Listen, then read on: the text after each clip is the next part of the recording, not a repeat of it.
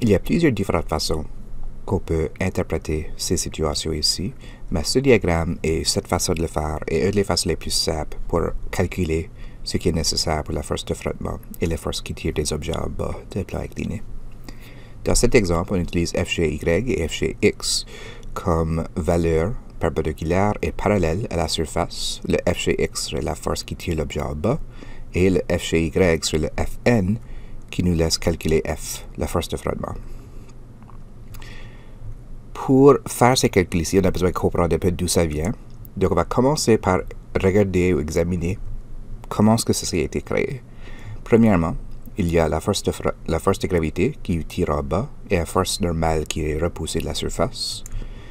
Pour être capable de calculer ces choses, on doit savoir c'est quoi l'angle. Chanceux, c'est vraiment facile. Nous avons un triangle rectangle ici qui est formé avec la force de gravité. Si ça c'est 90 degrés et ça c'est disons 30 degrés, on sait que ceci serait 60. Puisque ça c'est aussi un angle de 90 degrés, on sait que ceci va être 60 là, qui veut dire que ceci serait 30 ou c'est la même valeur de θ qu'on trouve juste là. Donc, sachant ça, ceci facilite beaucoup de calculs parce qu'en sachant l'angle d'inclinaison, on connaît aussi l'angle à l'intérieur d'un triangle. Alors, une fois qu'on connaît ça, on connaît que ce ligne ici, c'est la force de gravité, c'est la masse fois la gravité, 9.81 moins 9.81. Et si ça c'est θ, on peut utiliser des rapports trigonométriques pour calculer les deux autres côtés. Donc le FGY, ce serait celui ici. On a déjà discuté que ceci serait le vertical, même si ce n'est pas vraiment vertical, pour cette situation ici. Pendant que celui-là serait le horizontal, puisque c'est parallèle à ce ligne-là. C'est vraiment juste pour simplifier comment les noter.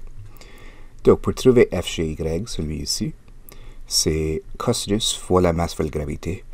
Donc ça c'est vraiment juste cosinus θ qui égale opposé divisé par adjacent, adjacent divisé par hypoténuse, ça étant l'hypoténuse. Et on a simplifié l'adjacent ici. On fait la même chose avec le FGX, celui-là, qui serait aussi la même distance en haut ici, si on dessine le triangle un peu différent. Ça c'est sinus θ fois la masse fois la gravité. Maintenant, comment est-ce qu'on utilise ça? On sait que ça c'est FGX. C'est la même force qui est en train d'être tirée en bas du collène ou en bas du plan incliné. La force de frottement serait ce qui oppose ce mouvement-là. Donc, si on est capable de calculer ces forces ici, la force de frottement, ce serait le FGY ici, comme la force normale, fois mu, le coefficient de frottement, ça va varier dépendant de la situation. Une fois qu'on calcule ça, et on calcule FGX, utilisant sinus de l'angle fois la masse fois la gravité. Si la force de frottement est plus grand ou égal à la force FGX, l'objet serait stationnaire. Voyez-vous le S ici? Ça c'est la force de frottement statique. Donc il y a différents coefficients de frottement dépendant si l'objet est immobile ou en mouvement. Donc, si on utilise la force de frottement statique, on verra si l'objet va commencer à bouger ou non. La force de frottement cinétique serait toujours plus petit que la force de frottement statique.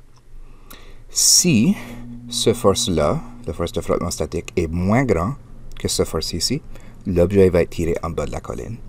Et là, ce serait juste de déterminer c'est quoi la différence pour être capable de déterminer l'accélération de l'objet.